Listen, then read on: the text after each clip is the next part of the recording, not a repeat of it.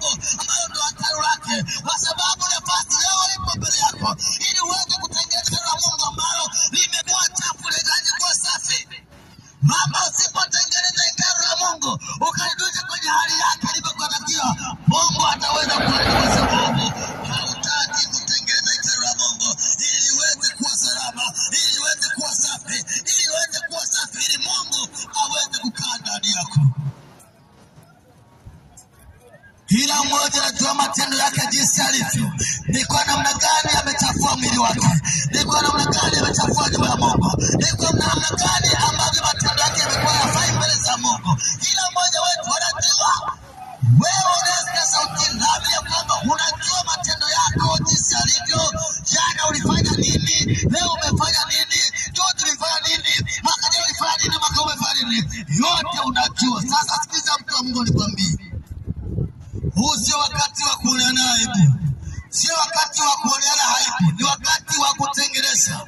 Kama ukiweza kumwonea aibu jirani yako, kama ukija kutengeneza ataweza kuteka. Sikiliza, usiogope jirani yako wala ndugu yako, kwa sababu ndugu yako hana mbingu wala jirani yako hana mbingu. Mbingu ipasipasi kwa ajili ya wote wamwaminio Mungu, kwa ajili ya yule yote ambaye anahitaji kutengeneza na kuacha njia zake mbaya.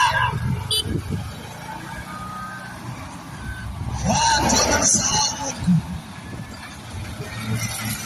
watu wameanza kutenda mema, watu wamegeukia mambo yao wenyewe, watu wamekuwa bize kutafuta maisha kwa kutafuta Mungu. Sikiliza, wewe umezaliwa, maisha umekuja yanatafutwa, na bado utakufa unayacha mpaka pale ambapo kiama kitakuja. Watu watakuwa bado watafuta maisha.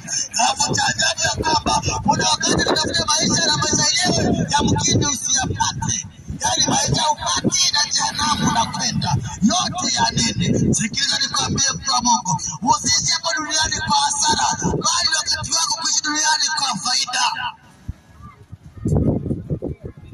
Hamna ya kuishi maisha ya faida duniani hapa, ni kuishi maisha ya kumcha Mungu, ni kuishi maisha ya kumcha Mungu peke yake. Wachana habari ya matendo mabaya, wachana habari ya kuchafua mwili wako na kuweza kutenda mambo mazuri yenye kupendeza mbele za Mungu.